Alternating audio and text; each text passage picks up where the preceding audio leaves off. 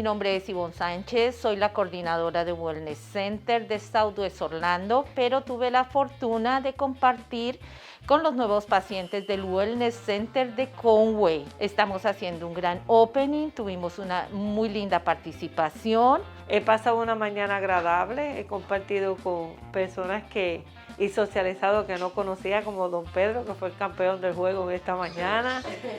Yo entré aquí y me di de cuenta que habían buenos doctores y que era la clínica preferida para uno venir. Nosotros estamos empeñados en mantener el bienestar de nuestros pacientes a través de las actividades en el Wellness Center.